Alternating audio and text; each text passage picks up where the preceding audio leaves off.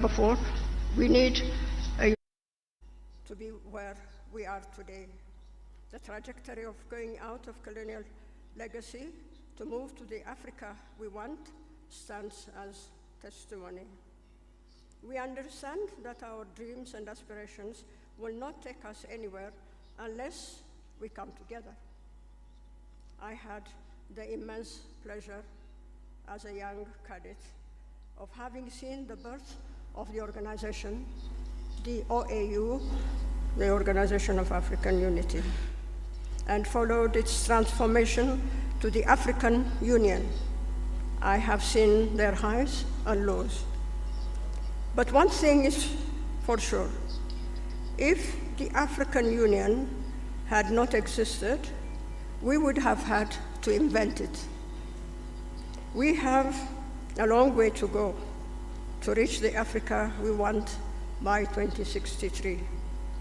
The African Union Commission, our only vehicle to take us to our destination, has to be strong and fit for the purpose.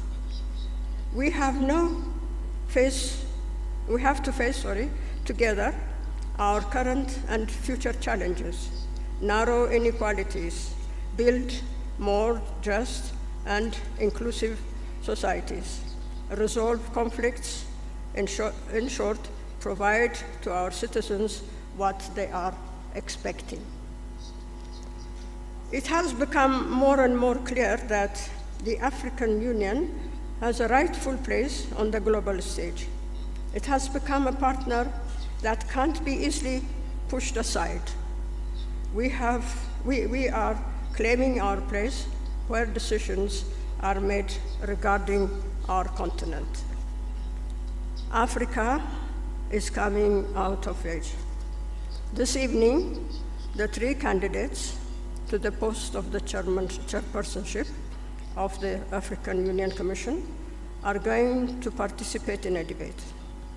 I regret that the fact that our continent couldn't also have a female candidate and place the African Union Commission on the right side of history. This is a serious homework we have to take into consideration. Excellencies, ladies and gentlemen, I have the greatest honor and privilege to thank the general public for participating and for their interest in this process by sending questions. I would also like them to know that the concerns expressed by the public are taken care of in the questions. And now, ladies and gentlemen and excellencies, I have the duty and the honor to hand over to the moderators the questions sealed envelope. Thank you very much for your attention. Merci infiniment. Thank you very much, Excellency Konji Senior Judges. Dear participants, what we're going to see here, what Madam Konji Senior Judges is going to do now, is to actually give to us an envelope that contains all the questions that we are going to ask. That is, either Anita or me will be asking the potential candidates who are vying for the position of the chairperson of the African Union Commission. Thank you very much, Your Excellency.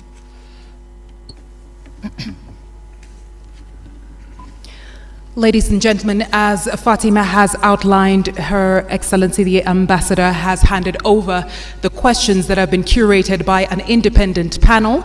As we mentioned, there will be 4 rounds, and here in my hand we have 4 envelopes sealed, and these envelopes will only be opened at the forefront of each one of the rounds. Merci infiniment. Thank you very much, Anita.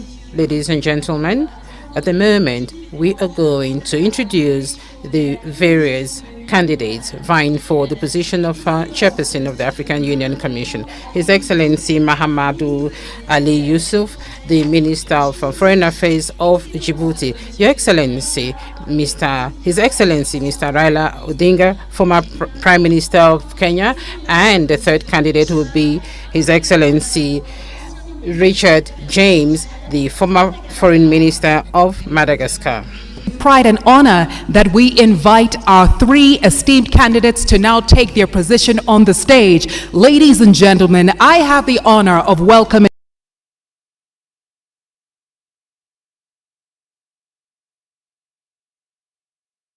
His Excellency Mahmoud Ali Yusuf, Foreign Affairs Minister, Djibouti.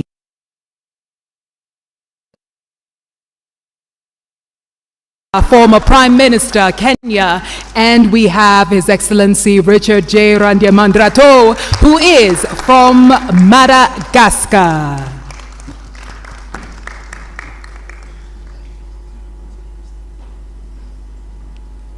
Ladies and gentlemen, with humility, I ask that you give them another round of applause. These are our candidates for the chairperson position of the African Union.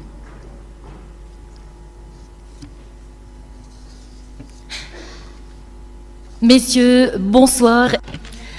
Good evening, honorable gentlemen. You're welcome to this event, and you're all live on this debate. Millions of Africans are watching the Mjadala debate, and like we said earlier on, each of you would have 5 minutes to introduce yourself. So we are going to start with you, His Excellency Mahmoud Ali Yusuf of Djibouti.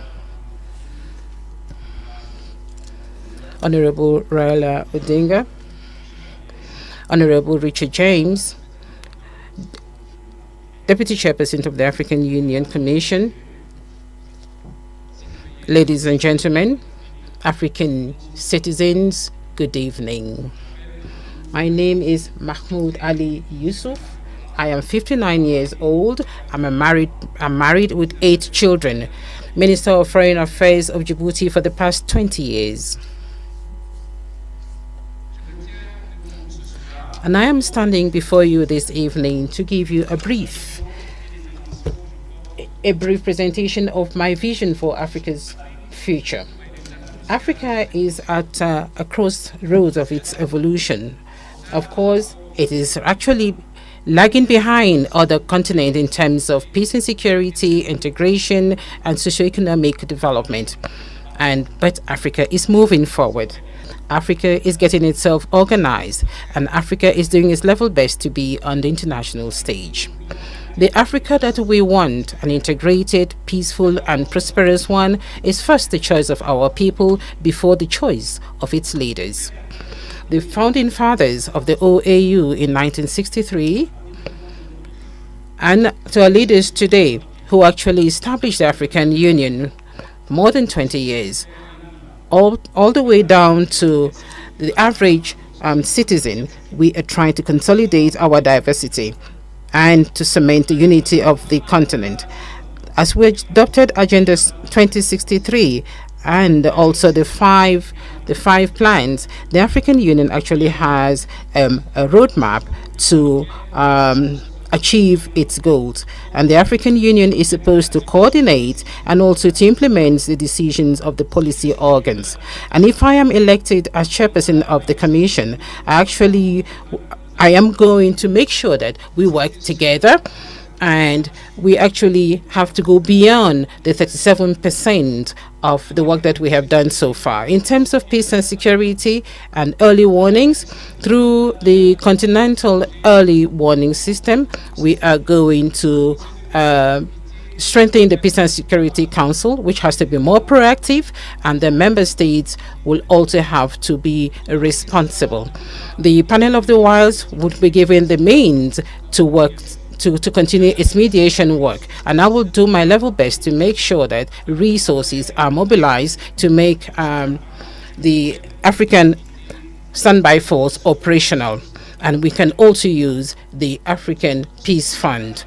And with the relevant bodies, I am going to continue or to carry out the reforms which have not been implemented today. And I'm going to diversify our financing, and I will do my best to make sure that African Union has its own financing sources. And I'm also going to boost intra-African trade, which should go beyond 80%. And I will bring down all the non-tariff barriers and facilitate the free movement of goods and persons across the continent. The place of Africa on the international stage will be one of my, and I'm going to be the voice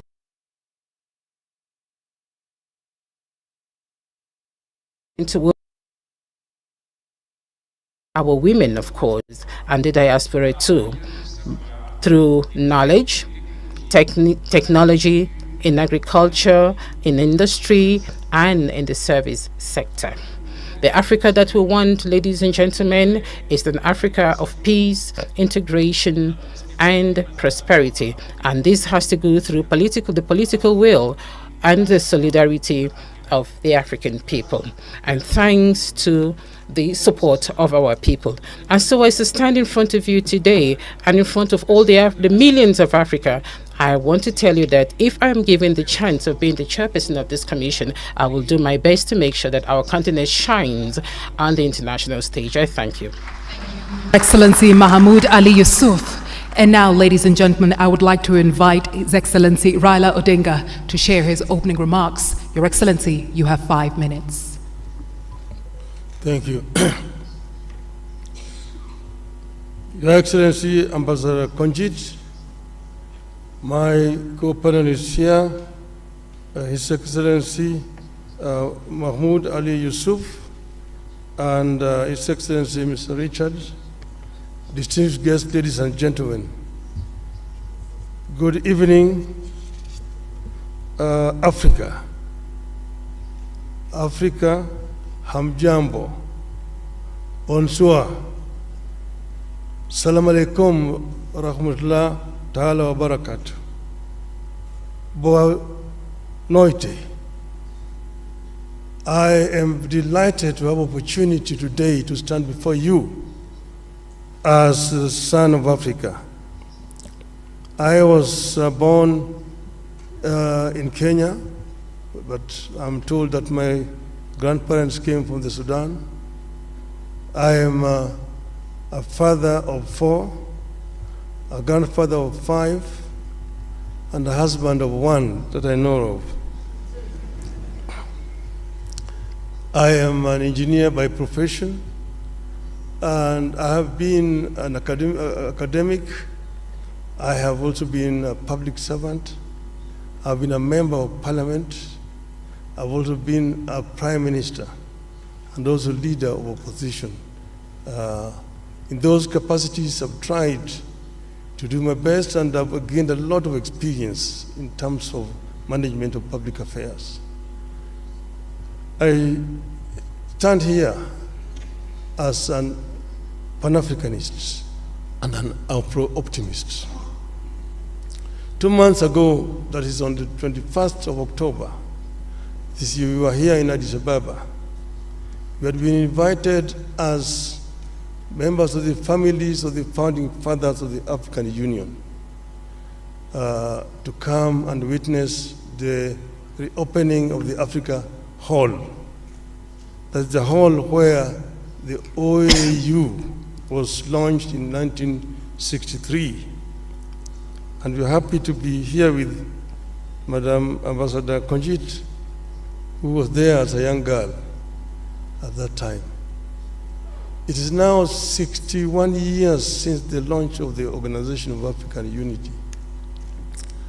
And at that time, if you read the speeches of the founding fathers on that day, they were very passionate, and all of them talked about African unity. Where there was a difference was, when do we achieve this unity? There are those who, under the school of thought, that the unity now. There are those who said, no, we need to be gradual in this. Let us first build the building blocks, the regional unions, which will eventually translate into formation of the African Union as a whole.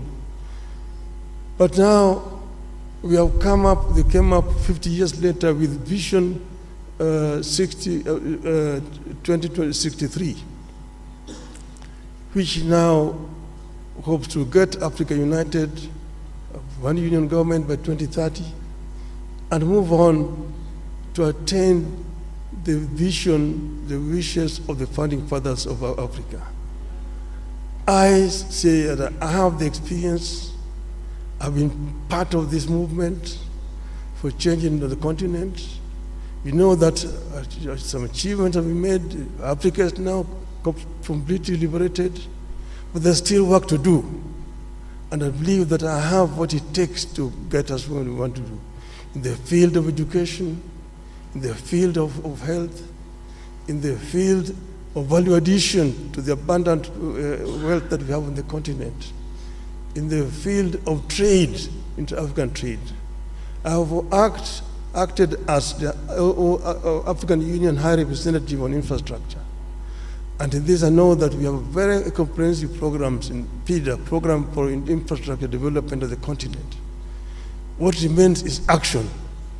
And what I want to promise the African people is that I am going to lead from the front to ensure that we achieve the visions of the founding fathers of our continent. I thank you. Merci infiniment. Thank you very much, the candidate from Kenya, Honorable Raila Amolo Odinga. Now we're going to listen to His Excellency Randra Mandrato from Madagascar. Excellence,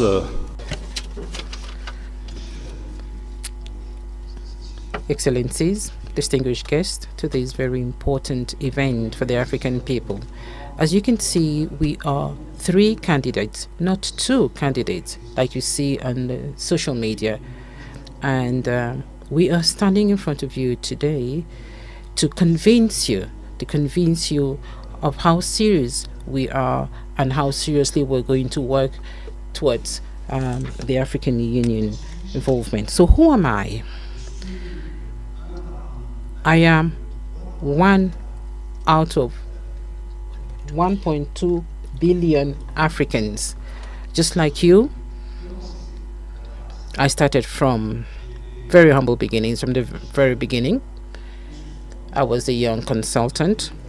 I was a researcher in microfinance sector, and I traveled across many African capitals, about 41 countries in the year 1989. Just like you, it was difficult for me to find a job, but I did find a job which was at the level of my capacity. And just like you, I actually built my career based on my conviction that each African citizen can actually survive. And just like you, today I am standing before you because I believe that I have the confidence and the trust of the president of Madagascar, and I am proud. I am proud that I was actually supported by my country. Just like you, I've actually come a long way, and I have actually gotten to this level where I have the trust of my government. I was Minister of the Economy in my country because that is my specialty. I was also Minister of Foreign Affairs, and I'm here today standing before you to talk about Africa. Africa is actually the second dynamic economic region in the world, and is actually making progress. And things are changing in our favor. And recently I read about the funding of the African Development Bank, funding several projects in Africa. And this is quite promising for the continent. The World Bank also has increased its envelope funding 75 countries, 75 less developed countries. And I also think that we have funding for small states. Small states, that's not a pejorative. That's not a pejorative term, but there is an idea that I want to share with you. Africa is moving, first of all, the states that are actually seeing a 3.4% economic growth per year, but I think we should do more than that. And then we have our own house. Here we are, the African Union, which is our home. And what I have noticed is that there is an Africa which is actually moving forward, which is a dynamic Africa, and then there is the African Union, which doesn't really have the capacity for it to move forward.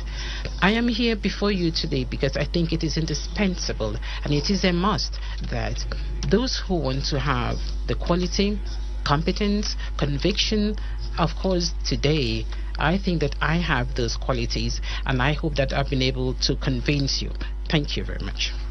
Very much, Your Excellency Richard Rangiamandrato from Madagascar. And now, ladies and gentlemen, this officially brings us to the beginning of our debate, where we move into the first round of questions. But before then, allow us to reiterate the rules and the guidelines for you, our esteemed candidates. You each have 4 minutes to answer the questions that will be posed, and you will each answer the absolute same question. Your Excellencies, with respect and humility, if you surpass the 4-minute mark, myself or my colleague will have to interrupt your response. And this eventually brings us to this moment, ladies and gentlemen, where my colleague and I will open the envelope for the first round of questions. Thank you, Anita. Merci. Thank you very much, Anita, and thank you very much to our candidates who have just introduced themselves to yourselves, members of this public. As my sister has just reminded us, we are going to open, ladies and gentlemen, the first round of questions. We are going to remind all of us that the questions were drafted in English and in French. They were drafted by an independent panel. The envelopes were handed over to us a few minutes ago by Her Excellency Madam Konjit Sine Georges, and immediately with Anita we're going to select an envelope. Anita, you're going to ask the first question.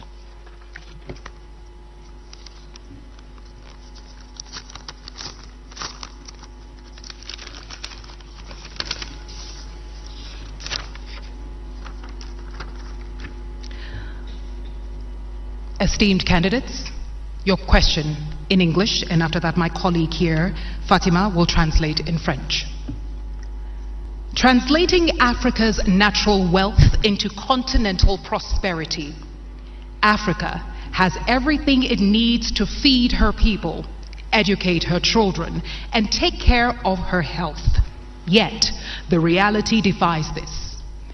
How will you turn the continent's resource wealth into tangible benefits, reducing debt, ensuring sustainable financing for the African Union, and enabling Africa to control its destiny economically?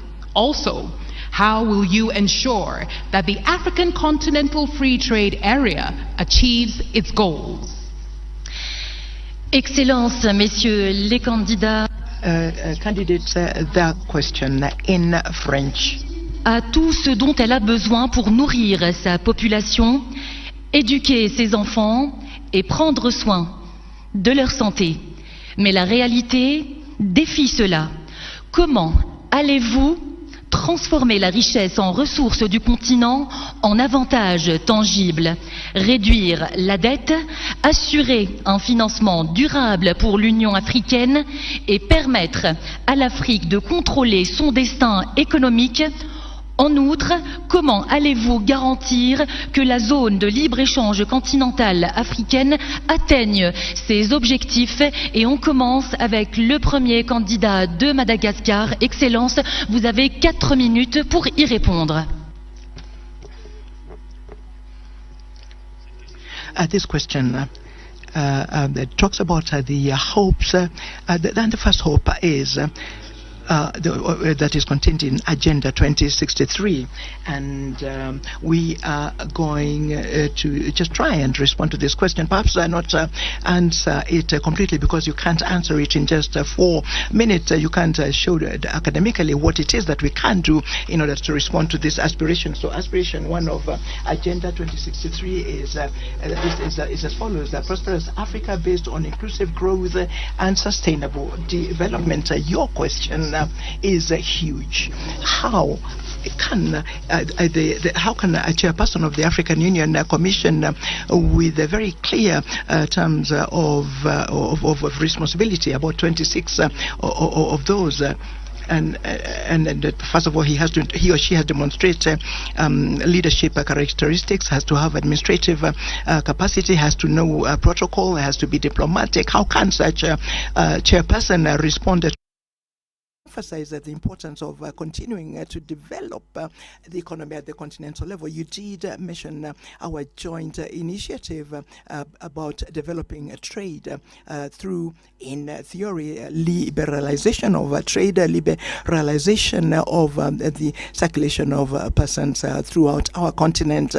In theory, I say, trade can effectively become a source of economic dynamism. I think I understand that we're at about 12.6% of commercial trade between African countries. This is very low. For a continent such as Europe, a continent such as America, they go up to more than 50%. So what we need to do is to continue to continue with the efforts that we're doing. There's already a secretariat at the ICFTA. A secretariat, the ICFTA is just a geographical zone. It is the geographical zone. We haven't yet attained this free circulation of trade, but if we manage to ensure that a free trade can happen, and can happen very quickly, it is very possible that we shall triple our performance in economic development. I am a farmer. I have a fish and chickens, and at a very small scale, and I support young farmers. And it's very difficult to pretend that one can have a good quality and one can sell the products to the neighbors. People are not able to really exhaust what is available in the market. But free trade is that. It is to learn how to master the virtues, capitalism. Where do you find money, and what am I going to do to find the money? I think we need to start modestly. We need to start at the level of the local development, so that slowly by slowly, with support from the government and of course the support of the African Union, we shall then at the end ensure that all of the citizens, young, medium-aged, and especially women, can have the opportunity of participating in this large continental market. Thank you very much, Your Excellency. You, Excellency Raila Odinga, first for your answer. 4 minutes, sir. Thank you. Africa is, of course, the least developed continent by comparison. Look at economic statistics. But this is because there are historical reasons why Africa is where it is today. And we will say that Africa does not need to remain here. We need to develop Africa. There are several factors which work against Africa. For example, the international financial infrastructure has worked very much against Africa, because African countries have been made to borrow money at a very high rate of interest compared to other countries of the same status as the African countries. So we need to address the issue of rearranging the international financial infrastructure. That is, I think, one of the major starting points. Now, Africa is the richest continent on the planet Earth in terms of raw materials. But it's a paradox that Africa also is the poorest in terms of living conditions. We say that we need not remain for perpetually the source of raw materials for industrial west or east. That we need to do value addition to raw materials which are coming out of Africa before we export them. Then we've also said that Africa needs to trade more with itself. There's big potential. Like the African Development Bank today says that 7 out of the 20 fastest growing economies in this year are going to be African countries. They're much higher than Europe. We're only competing with Asia. So it is important that Africa enhances the trade with itself. The inter-African trade today stands at just mere 15%. Now we have the African Free Trade Area organization that was launched now 3 years ago, but not much has been achieved. Some of the reasons are issues that are actually solvable. The non-tariff barriers to trade that have been imposed by respective African countries. Things like standards, which are different from one country to the other country, making it difficult for goods to move freely across the borders. Then modalities of payment. And then there's the other issue of infrastructure. I worked for 5 years as the African Union High Representative on Infrastructure Development. And here is another problem, because goods cannot move freely because of lack of adequate infrastructure within the continent. Kenya exported tea to Ghana, and it took 3 months of tea to travel from Kenya to Ghana. We have major infrastructure projects, the high-speed continental railway, the inter-African highways, Cape to Cairo, Tunis to Cape, Dakar to Djibouti, Dakar, Lagos, Mombasa, and so on and so forth. All these need to be developed. Energy is another factor. Energy is too expensive, but we can reduce the cost of energy and go green in the continent.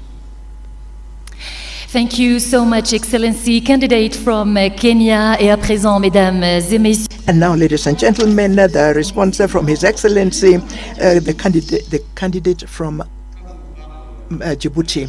When you talk about the riches of Africa, we often think about natural resources, and the riches of Africa begins with its people.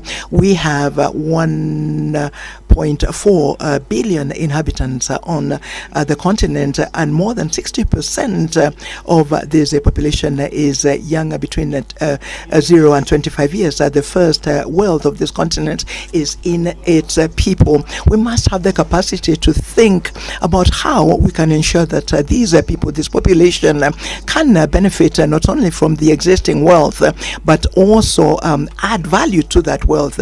How can we go about that?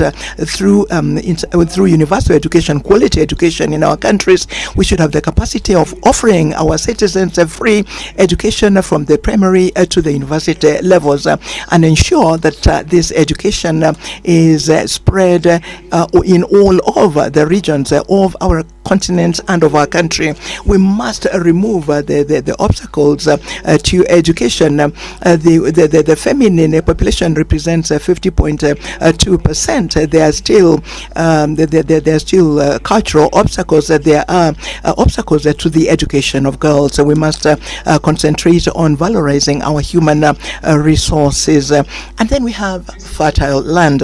What are we doing with this fertile land?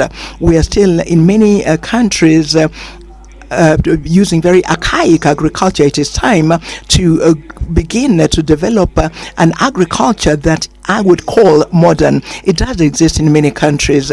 Look, for example, at a country such as Rwanda. Tea and coffee are actually, there's value added locally. Countries Now, these raw products that we sell without adding value, we must be able to add value locally so that we can increase the wealth and also create employment. The transformation of agricultural products is a priority. So today, agriculture in many countries uses biotechnology. It uses the drip system. It uses seeds that are modified, that are quality seeds. Ethiopia uses quality seeds in order to be able to produce maize. Today, Ethiopia produces maize and wheat because of these seeds that are quality seeds. It is important to think about transforming agricultural product in place that will ensure that the people can get out of food insecurity, ensure that there is a specialized agriculture. There has to be areas of specialized agriculture, and that, I would say, is one of the steps that will lead to ensuring that this world there can be at the benefit of the population. And then we come to natural resources. I acknowledge the work by President Museveni. He has said that he will not export petrol or gas as long as there will not be a refinery in Uganda. These are the examples from African leaders who take the destiny of their people in hand so that they can actually have value added locally. Now, trade, everybody knows that it is through trade that development happens. Look at China. China and all over the Chinese economy really target production and exportation. When you add value to our products, we can become exporters. Let me talk about tariff barriers and non-tariff barriers. That is not the problem. I think that the situation must be to, first of all, protect our wealth by transforming them locally. Thank you. Thank you, Your Excellency Mahmoud Ali Yusuf. Of round one, where I'm happy to announce we have a 5-minute break, and after this break we come to round two. You have been tuned in to us here from the African Union headquarters here in Addis Ababa, and we are bringing to you Mjadala Afrika Leadership Debate 2024 with our 3 esteemed candidates vying for the position of chairperson of the African Union. Merci infiniment, cher candidat. Thank you very much, candidates, for having answered to the first question of the first round. Ladies and gentlemen, there's still 3 rounds to go in which you will all participate. And we're going to take a break of 5 minutes. We'll come back immediately after. Thank you very much for having listened to us. Thank you.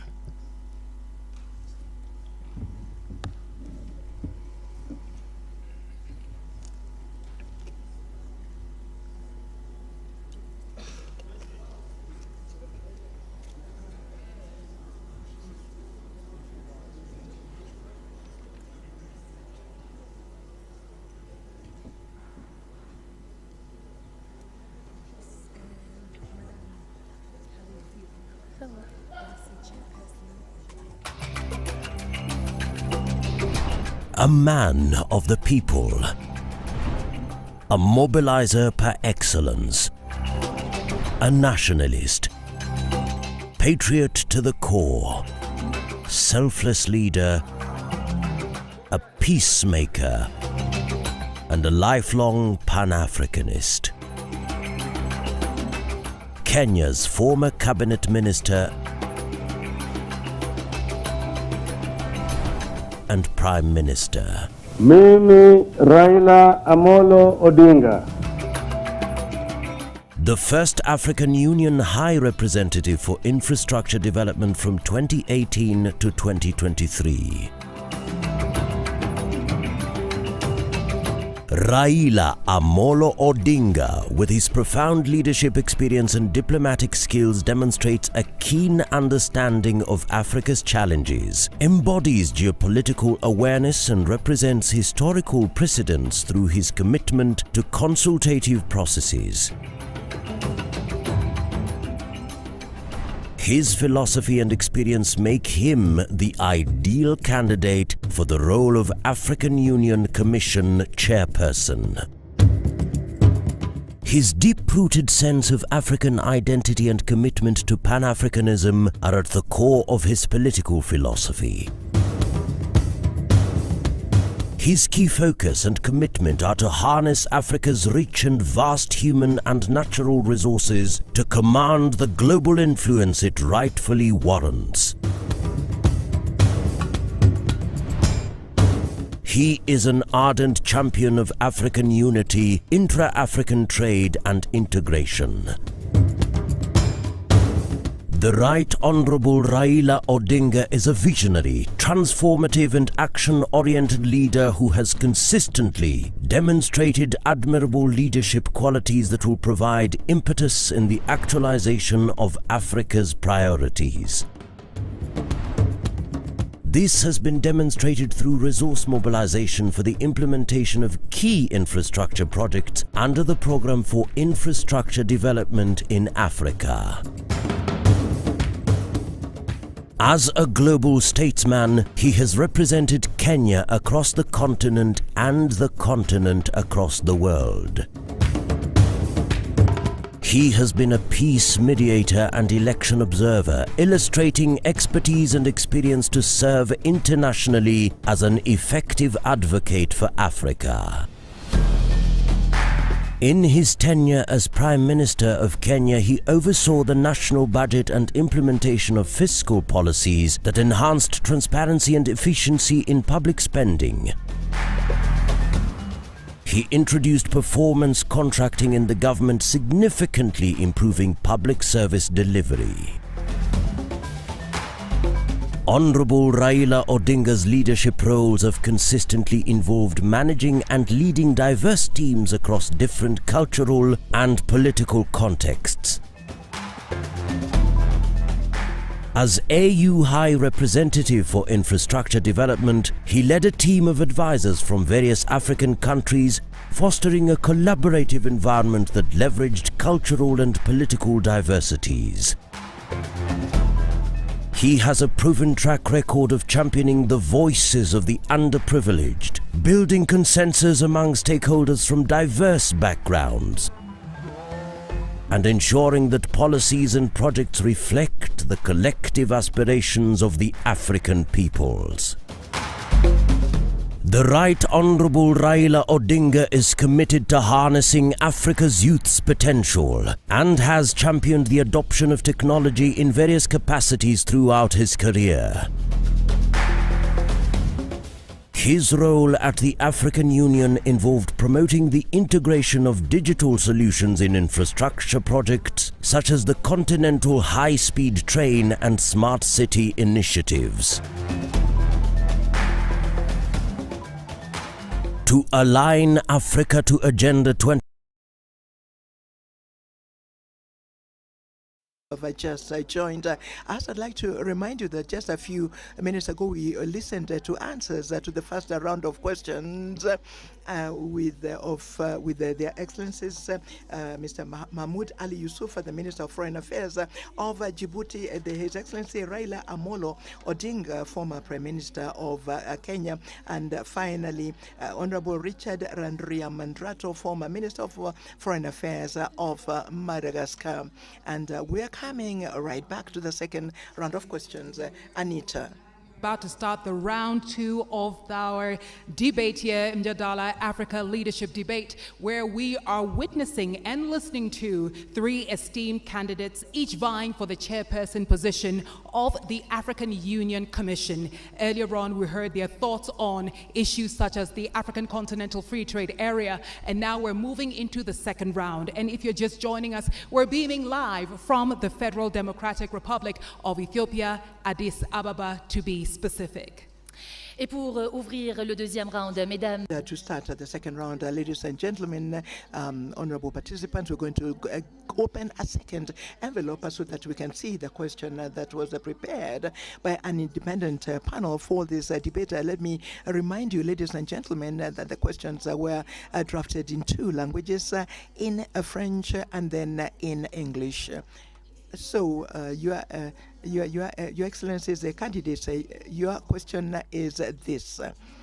in spite of the hopes of the African Union to silence the arms between now and 2030, the conflicts continue to take place. How would you go about proposing African solutions so that you can ensure that there is a prevention, management, and a resolution that are effective and sustainable of conflicts? And how would you accelerate the advance of Africa towards a permanent seat in the United Nations Security Council? That's your question. Whose aspiration to silence guns by 2020, conflicts persist. How will you foster African solutions to ensure effective and durable conflict prevention, management, and resolution? And how do you plan to accelerate Africa's push for a permanent seat on the United Nations Security Council? Ladies and gentlemen, our esteemed candidates, the first to answer this round of questions will be His Excellency Raila Amolo Odinga. You have 4 minutes, Your Excellency. Thank you very much. Well, silencing the guns on the continent. As you know that in 2013, the AU met and passed a resolution to silence the guns by 2020. We are today in 2024, and the guns are not silent. They're very loud, roaring all over the continent. We need to address the causative factors of these conflicts. There are some which are conflict caused by poverty or deprivation. Some of them by conflict within the society, again, things like ethnicity and so on. Some of them are externally influenced or promoted. Some are religious and so on. So there's not a common factor. But what you need to do is to address the causative factors which could translate into these conflicts throughout the continent. And this is what I will do myself. First, as you know that our African countries are not at the same levels of development. Those which are more developed, like for example, in terms of governance, there are some areas where you have got exclusions of people, and as a result of this, there's some people move to use other means. We need to find a way of creating an environment of dialogue within our societies so that we can be able to prevent these differences, conflict ending up into violent confrontation between the various groups. We don't need to put a time span, but I'm sure that it is possible to end these conflicts and stop the guns by 2035, in my view. The other one is the issue of Africa's representation on the Security Council. This is something that's been long overdue. As you know, that the UN was formed at a time when most parts of Africa were colonies. And that's why the UN structure as today does not deal with the realities of the world today. And the situation where you have 5 countries sitting in the Security Council with veto powers, and Africa is not represented, a continent with 1.4 billion people, is not tenable and it's not accessible.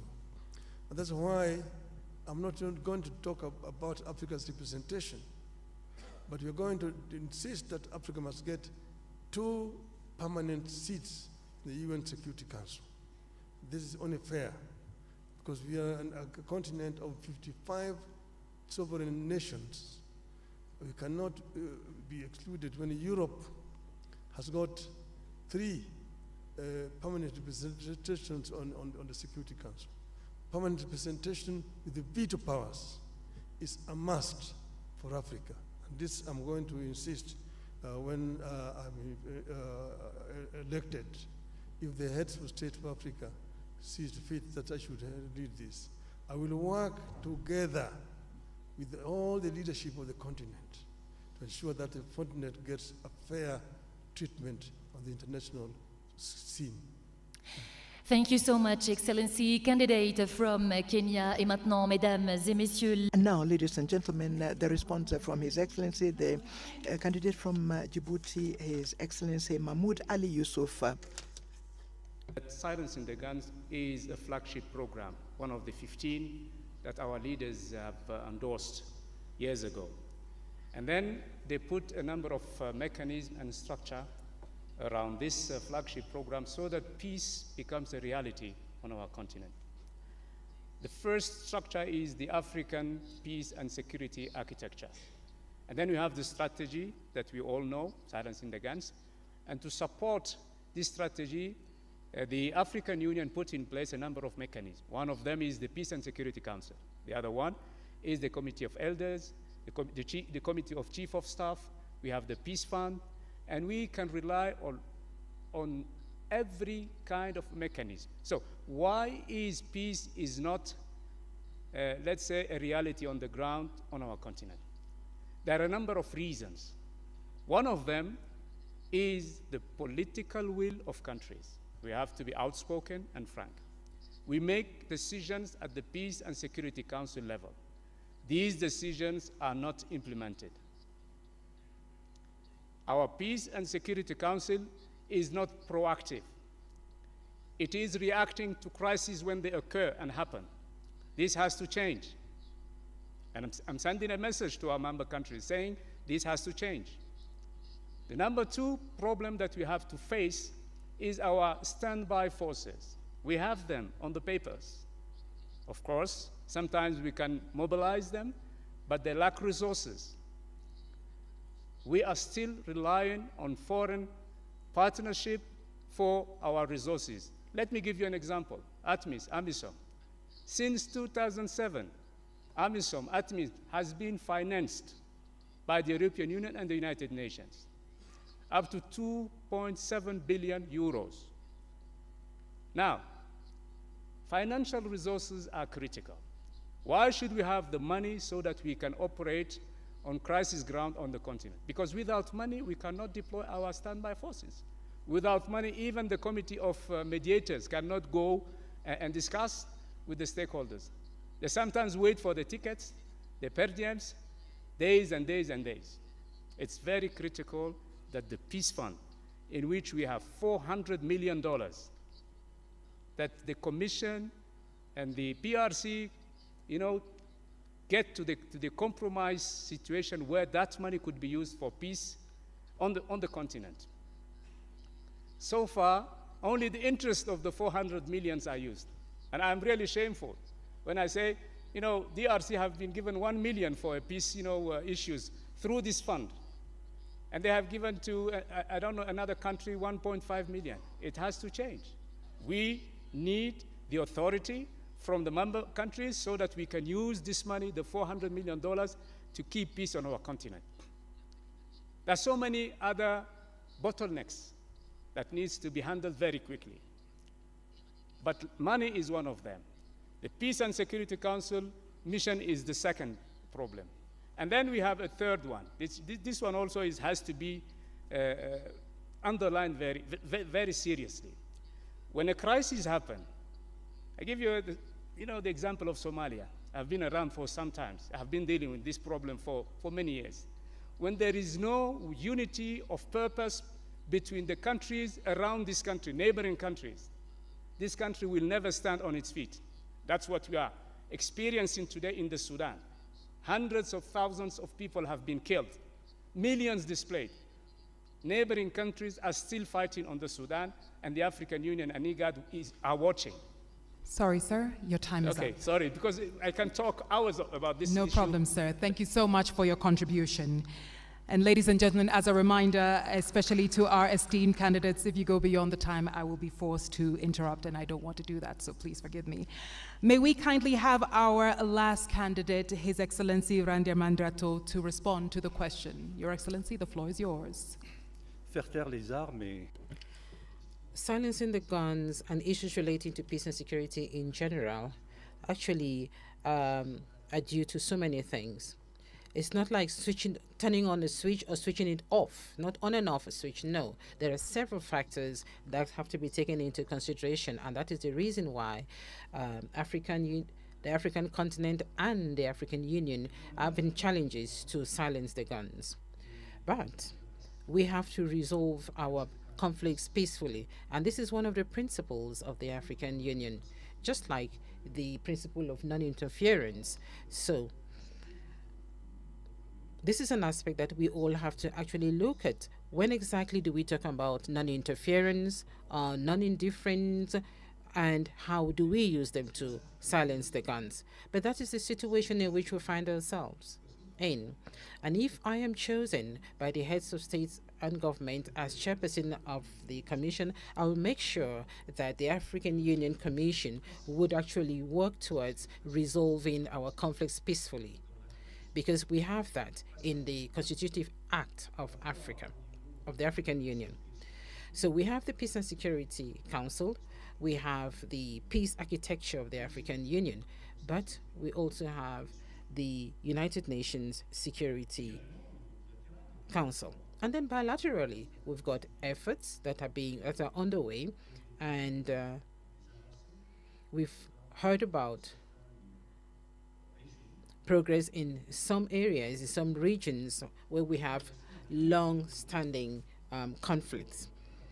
And then we also have the opportunity of ensuring that there is solidarity with the United Nations, the African Union and the United Nations. This is a framework that could actually enable us to sit down with the international community and talk about crisis in Africa. Why should we only talk about the crisis in Ukraine? Why not talk about the crisis in Sudan and crisis in other African countries? So we are talking about financing peace missions, but there is also a program that actually wants to see the program of the United Nations, that is the SDGs, aligned with Agenda 2063. And then we also have the 10-year plan of our public institutions in charge of working at a national level, but we are talking about the justice systems in our respective countries. Now, concerning the 2 permanent seats on the United Nations Security Council, I think here in Africa, we all know the importance and the urgency of having these 2 seats. And we have to seize this opportunity because we are actually at the end of 2024. And so we have to act very fast in 2025. And this should be the mantra of the African Union in 2025. And so, of course, we have to make sure that we can actually speak with one voice on the choice of who will represent Africa on the United Nations Security Council. It's not going to be easy. It will be up to the heads of states to decide who will be the continent's representative. And now we'll conclude to say that, like this morning, I read in the newspapers the problem between Ethiopia and Somalia, and this was being resolved by Turkey. The mediator is Turkey. Let us be responsible. Let us be serious. The African Union should be that person doing the mediation. Thank you. Thank you very much. Thank you very much, candidate from Madagascar. Ladies and gentlemen, this is the end of our second round. And without any transition, we are going to step into the third round, and we are going to discover the question. Anita, you have the floor. Now, ladies and gentlemen, we move into the third round. Once again, if you're just joining us, these questions have been formulated by an independent panel, and the questions will be open and seen only at the beginning of the round, as I'm doing right now. Esteemed candidates, on the topic of reviving Pan-Africanism and countering external influence, Pan-Africanism is declining, and external powers and internal divisions challenge Africa's integration efforts.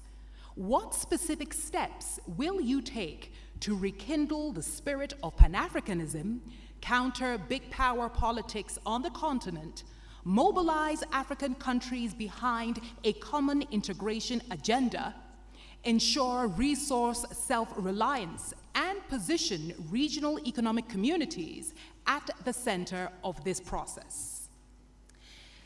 Cher candidat, Distinguished candidates, your question is as follows in French. l'africanisme est en déclin et les puissances extérieures et les divisions internes remettent en cause les efforts d'intégration en Afrique. Quelles mesures spécifiques comptez-vous prendre pour raviver l'esprit du panafricanisme contre la politique des grandes puissances sur le continent, mobiliser les pays africains derrière un programme d'intégration commun, assurer l'autonomie en matière de ressources et positionner également les communautés économiques régionales au centre de ce processus? Et nous allons commencer tout de suite avec le candidat. And we will start with the candidate of Djibouti to provide his answer. You have 4 minutes. First and foremost, we have to understand that we are living in a world which is multipolarized world. This is a world that is actually multipolarized, and this world would not provide space for a continent or countries that do not have the right economies, the military strength, the capacity that is required, and mostly that continent or country that is not on the world stage. This is a reality. So what can we do? What should we do? I think it is very important that the Global South should actually take action. And in the Global South, it is Africa that actually has to stand out. And how is Africa going to stand out? If we do not represent much in terms of global trade, you cannot actually sit around a table where decisions are being taken for the destiny of the world. And so integration is, I would say, an obligation, is a must. When we talk about obligation, it is important that the AFCFTA should actually be functional. It is important that intra-Africa trade be developed, and it should go beyond 18%. It is important that African countries should actually use their own resources. And so Africa has now a seat on the G20 table. We want to congratulate South Africa for chairing the G20 next year. And so it is important, in hand with the African Union, to actually make sure that Agenda 2063 is a priority item on agenda of the G20. Africa has to be also on the UN Security Council. Just imagine 80% of the issues discussed at the UN Security Council is African problems. When we talk about security issues, who do we talk about? Africa. When we talk about food insecurity, we also hear Africa, Zimbabwe, Botswana, Ethiopia, Kenya, Somalia. They have actually been victims of natural disasters, but we are not the ones polluting the world. So the African Union should also be fully involved in the COP discussions. The COP discussions should also be held here in Africa. So a strong Africa has to be an Africa that is present on the global stage. We have to see that Africa has to be part and parcel of the Global South, and this is what we have to do. And I'm going to make sure that our Commission is going to work to ensure that Africa is part of the Global South. Integration is a long-winded effort. It goes through solidarity. We are not working among ourselves. We are not speaking to one another as neighbors. We'd rather trade with non-African countries because we have non-tariff barriers, because our currencies are not convertible. Our currencies are not convertible. If I want to trade in birr with Ethiopia, and Ethiopia wants to trade in francs, definitely there is loss of money. So we should have a payment and compensation system in Africa. We have to mobilize resources between 5 and 10 billion so that this compensation system is functional. Are we going to have a single currency in Africa? Why not? That is possible. Daughter Excellency Randia Mandrato, it's your turn, sir. 4 minutes. Je ne pense pas. Well, I do not think that Pan-Africanism is actually dying out. No, because Pan-Africanism is in us. We are Pan-Africanists. You cannot erase the history of this continent, the history which also includes the efforts of our diaspora. So Pan-Africanism is really not dying in Africa. It is true that we all have a huge responsibility. The current generation that we have to work to make sure that the future generation should not forget what our founding fathers actually had in mind when they were establishing the OAU, so that all those who are in Africa should continue to live the same dream the same dream. We inherited this continent from our founding fathers, and we have the Africa that we want. The Africa that we see is the Africa where we live in, and the Africa that we want is the Africa that we want to prepare and which we must prepare. And so there is a clear difference between the Africa in which we are and the African Union, which is our own home, the common house. And if the African Union Commission does not put in the right resources, the human resources and the financial resources, even the diplomats and the military, we will not get to where we want to be. And so I am of the opinion that it all depends on the will of the people to go beyond the challenges that we face today. We all know the problems of our African Union today. There are certain aspects that do not meet the expectations of the people. For example, the SACA audit that was prepared by experts proposing reforms that have to be undertaken. We also have reforms that were undertaken in 2016. So we need to undertake those reforms to ensure that the African Union can actually rise to the challenges. The regional economic communities also have a role to play. I went to COMESA for several years and actually saw the efforts undertaken by countries of COMESA and East Africa. And we see Tunisia, Egypt, in COMESA as well. And this will continue. We have the Abuja Treaty actually defined gradual integration at the regional level and then continental level. And I know we will get there. And I am going to work with the members of the next commission so that together we can actually make all of this easy. And lastly, I think we should also bear in mind, we should also think about the military bases, the foreign military bases in Africa, in African countries. Some countries have already started to take their own destiny in their hands in terms of their security. We should be brave enough, we should actually have that courage to make sure that we can actually stand out there as adults that can actually take their destiny in their own hands. Foreign military bases in Africa, we do hope that in a few years' time, those military bases will be a thing of the past, because these military bases are actually a source of conflict. Thank you. Thank you very much, Excellency Raila Mandriato, candidate of Madagascar. Now we listen to Raila Odinga, candidate of Kenya.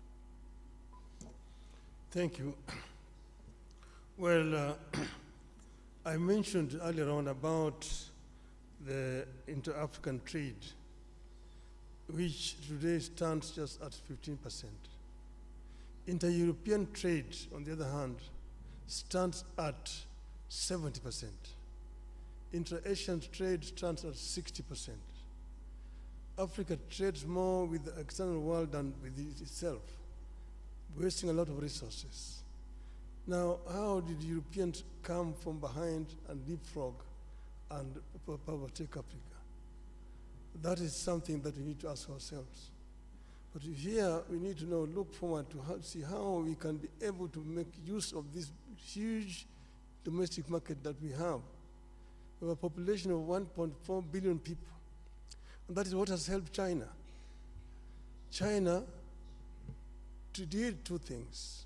One was to train the younger generation, the youth, so that they had a very highly skilled manpower.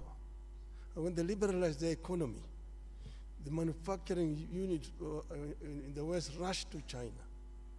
If you go to China, for example, take the automobile, the Ford, the Jeep, the BMW, the Mercedes, the Toyota, the Nissan, they're all there in China. And because there was cheap, highly skilled, cheap labor, secondly, cheap raw material. The raw materials which they were actually getting originally from Africa. And that is how China has managed to develop a 600 million people middle class. Africa can be able to fill the gap which is being left down there by China by actually coming together and opening up. So we need to come together as Africa and create an African market which will be able to attract investors to come to our continent. Africa is the youngest continent in terms of population. 70% of our population is below the age of 35. That is a big bonus. It can be a bonus or it can be a curse. If the youth are not empowered, given requisite knowledge and skills, they become a drug to society, drunkards, drug addicts, and criminals. But empowered, they become a real source for wealth creation.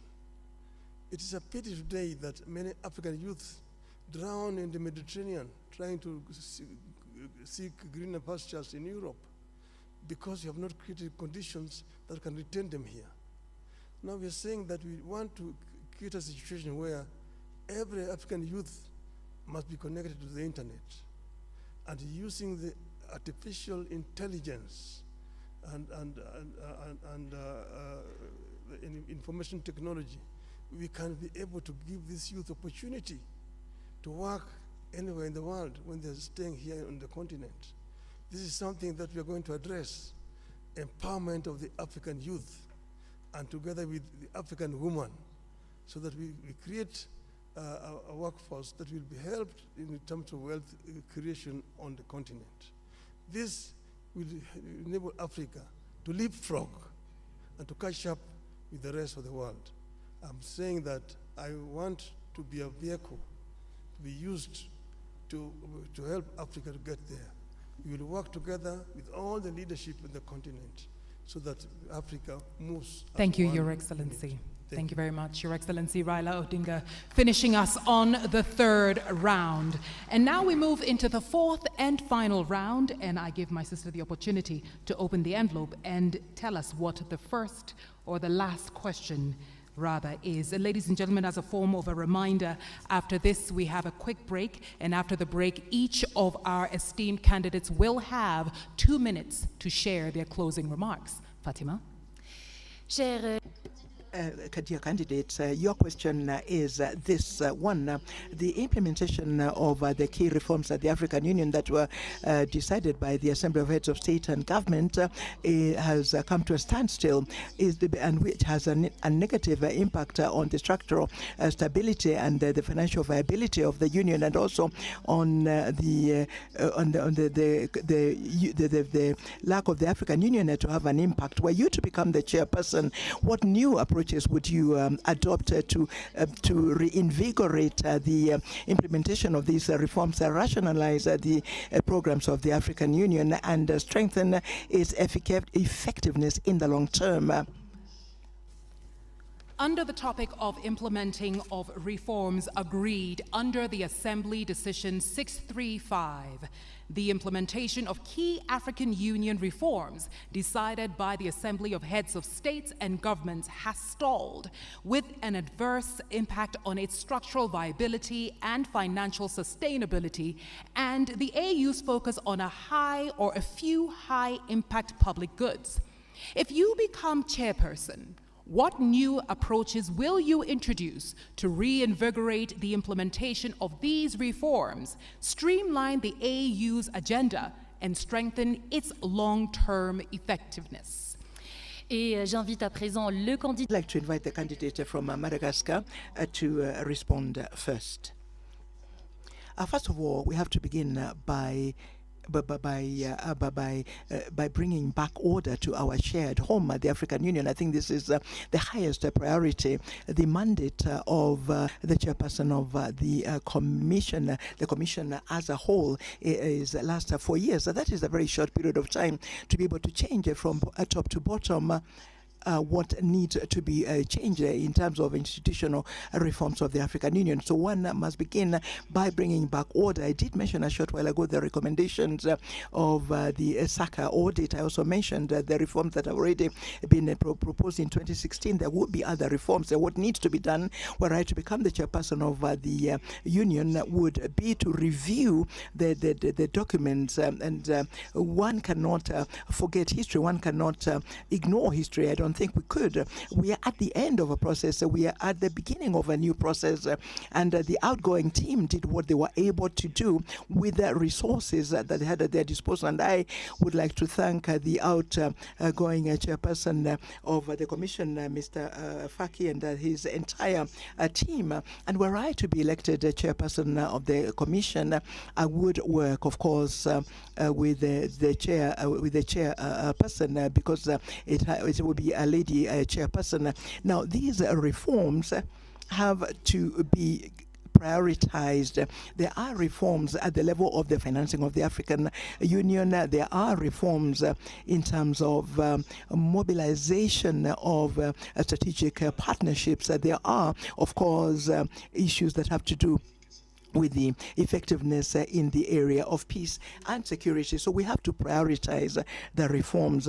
Yet, once again, 4 years is too short a period of time. It is therefore important to review objective by objective.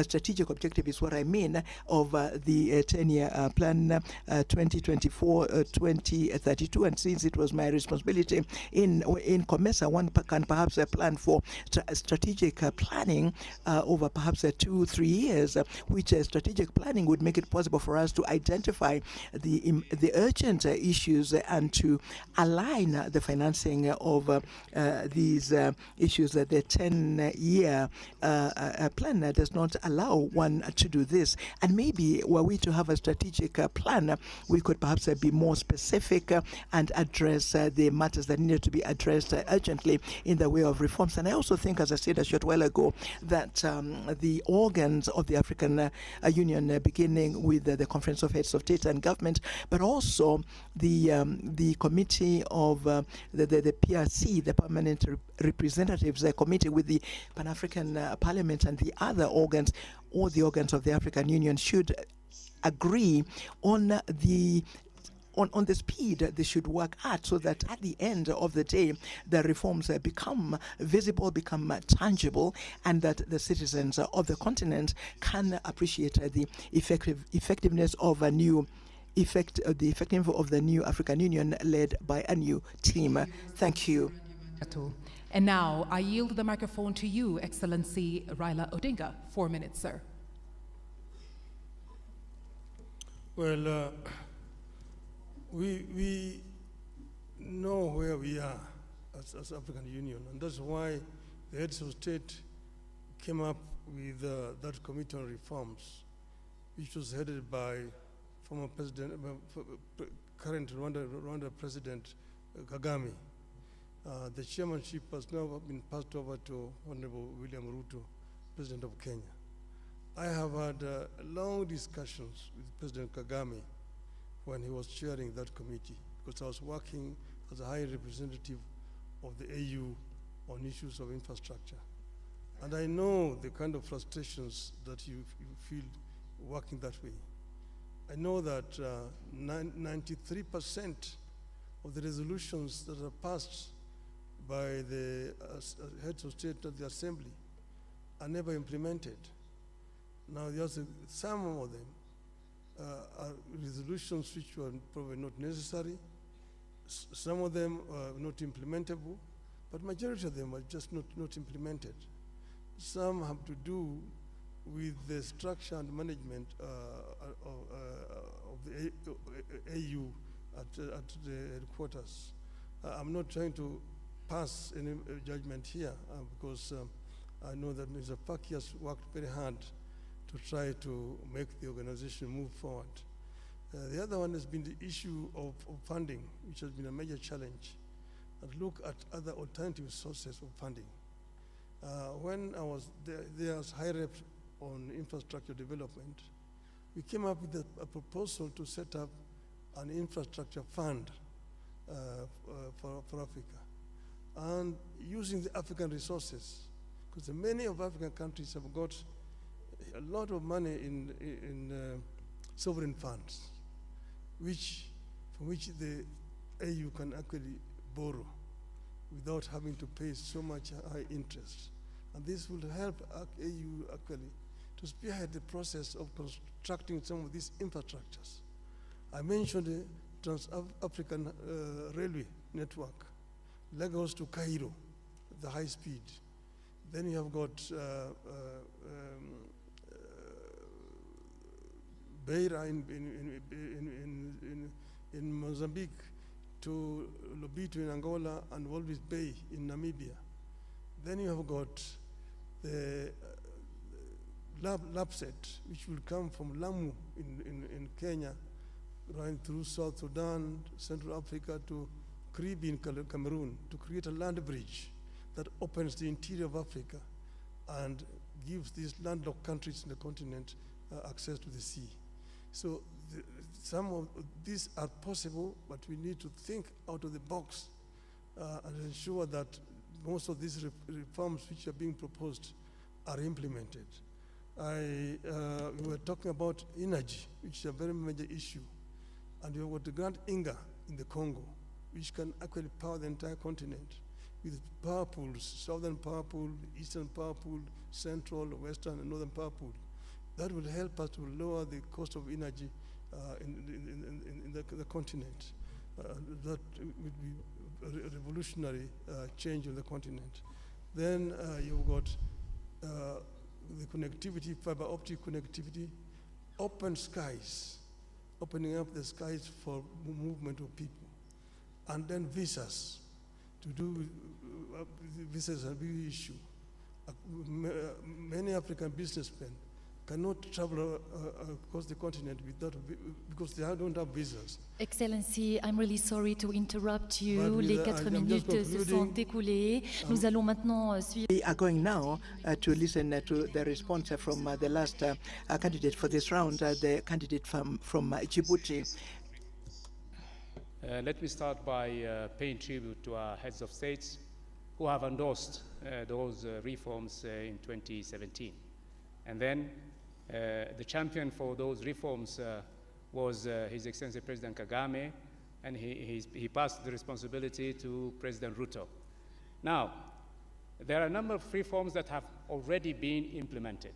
We have to recognize that. The size of the commission, we had 10 commissioners, chairperson, deputy chairperson, and 8 commissioners, and it has been reduced.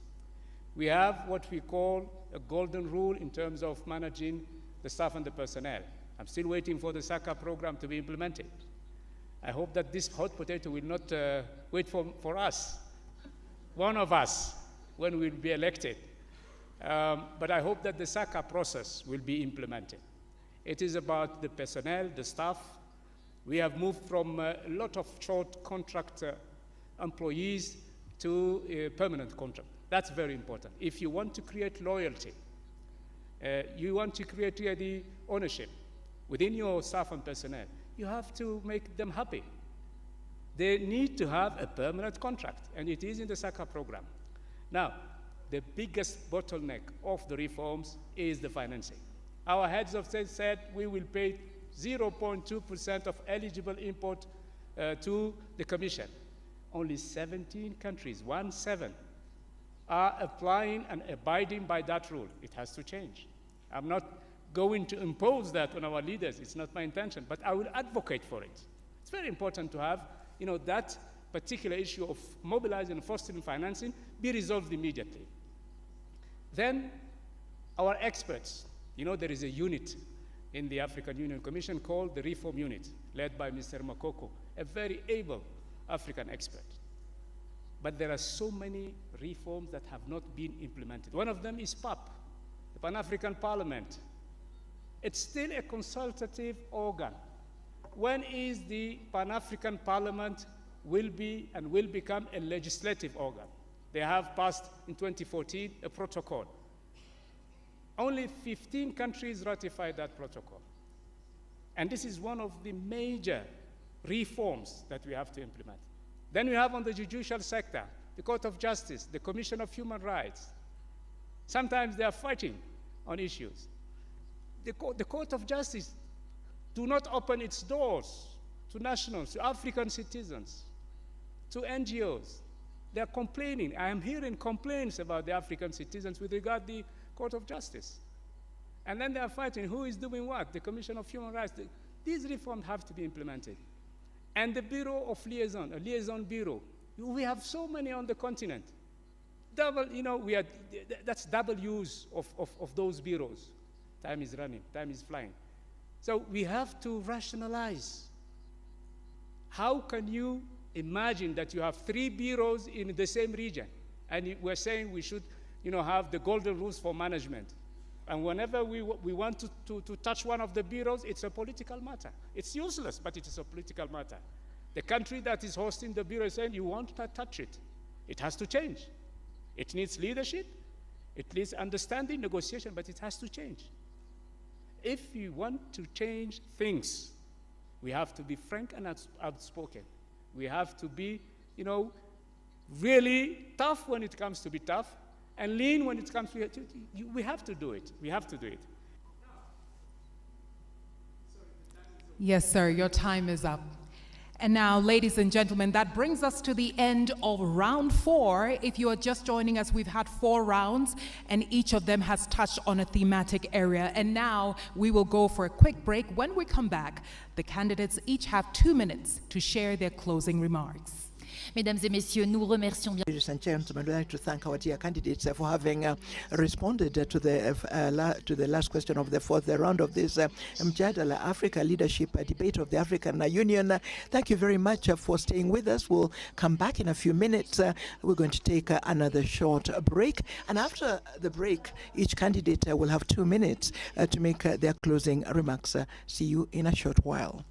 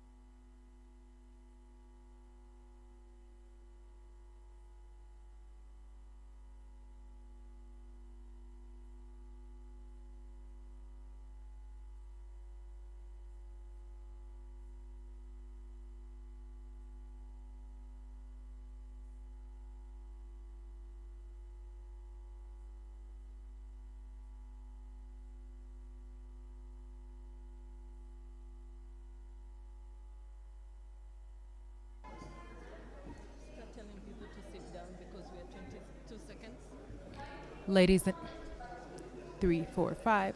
Ladies and gentlemen. Ladies and 3, 2. Hello. 1, 2.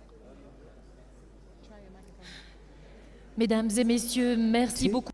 Ladies and gentlemen, thank you very much for coming back with us. So we're going to reconvene in a few minutes for the closure of the Mjadala Afrika Leadership Debate of the African Union. Thank you very much for having joined us this evening. Last part of our programming this evening. Please take your seats. Thank you.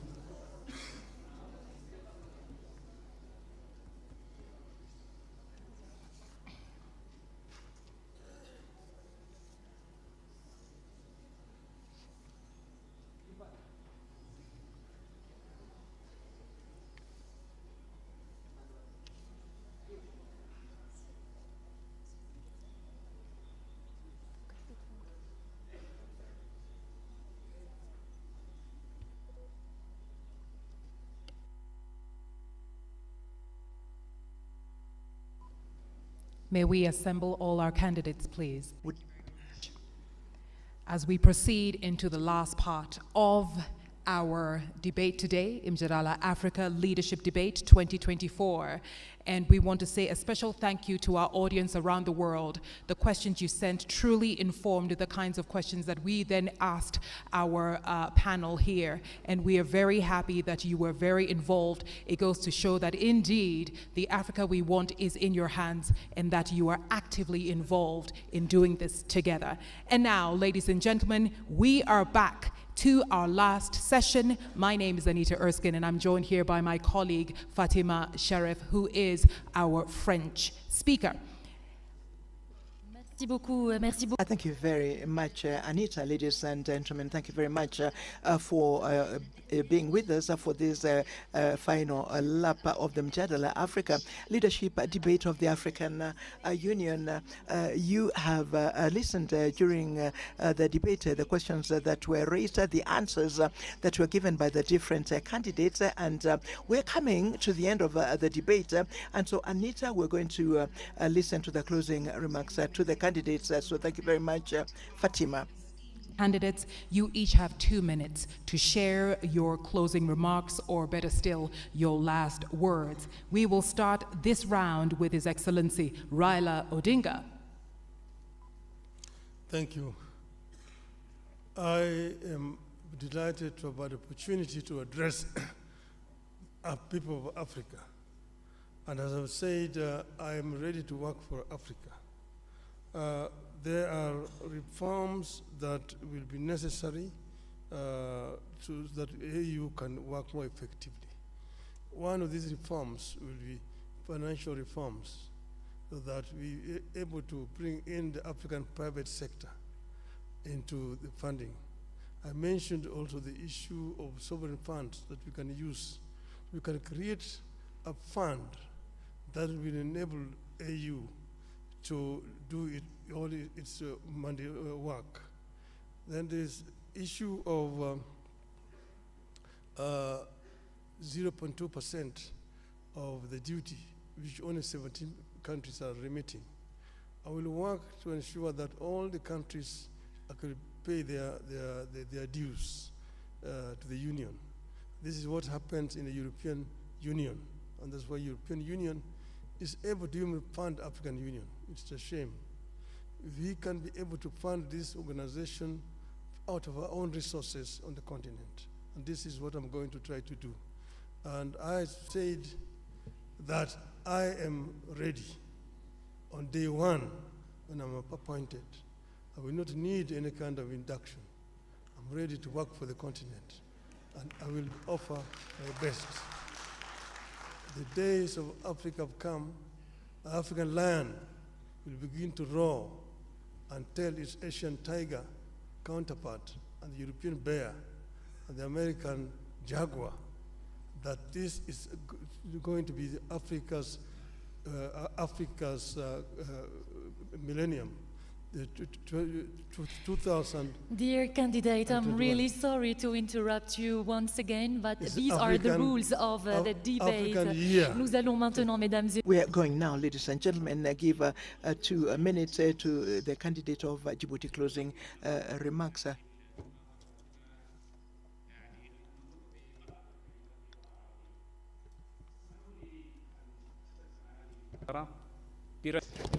Thank you so much, and let me speak in Arabic. I would like to say that if I will be elected as the chair of the African Union Commission, I will be up to your aspirations and I will defend the interests of our continent, and I will work diligently to defend our continent, and with the full modesty, I think that I deserve it. Je souhaite à nos pays, à nos peuples africains. So I wish for our African people, our countries, a very happy 2025. Tonight, I wish to all African nations and citizens all the best. Thank you for your support. Thank you very much, Your Excellency. And now, 2 minutes for you, His Excellency Richard J. Randemandrato. En 2025, in 2025, there will be a new team that will be leading for 4 years. Will be leading the African Union Commission for 4 years, and there shall be 8 high-level public servants like most of us, and we shall be the ones to continue with reforms.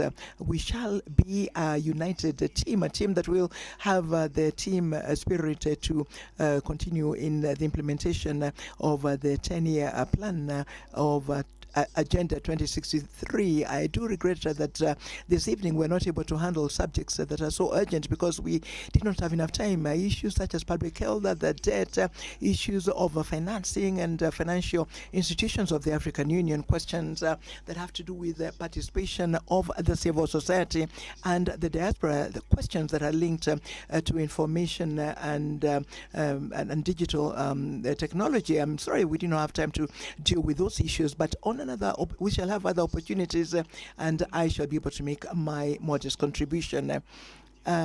Like in public sport, there have to be players, and there have to be those who choose, who select the players. Those who select the heads of state. It is up to them to select the team that will lead the African Union Commission. For their need, we need a leader. Men and women need a leader, and I hope that in 2025, the wisdom of heads of state and government will balance the team that will win, so that the Africa that we want can continue to win the battle for sustainable development. Thank you. Thank you very much for these closing remarks that have been made by the different candidates. Candidates, ladies and gentlemen, please, another round of applause for our esteemed candidates. Tonight, we have heard from His Excellency Mahmoud Ali Yusuf, Foreign Affairs Minister Djibouti. We've also heard from His Excellency Raila Amolo Odinga, former Prime Minister of Kenya. We've also heard from His Excellency Richard J. Randemandrato, who is the former Foreign Affairs Minister of Madagascar. Each one of our candidates has done an exceptional job talking about the thematic areas that were set before them. We've talked about advancing economic integration. We've talked about promoting peace and security as well as democracy, Africa's place in global affairs, and reforming the African Union amongst many. Ladies and gentlemen, it's been an absolute honor bringing you Mjadala Afrika Leadership Debate 2024. Merci infiniment. Thank you very much, Anisha. Ladies and gentlemen, we have come to the end of the Mjadala Leadership Debate, direct streamed line from the headquarters of the African Union in Addis Ababa. We were delighted to have you with us for the moderation of this debate. Of course, we wish the different candidates all the very best. The election of the new chairperson will take place at the level of the African Union Commission. It will take place in February next year. And thank you to all of you for having been with us, and have a good evening.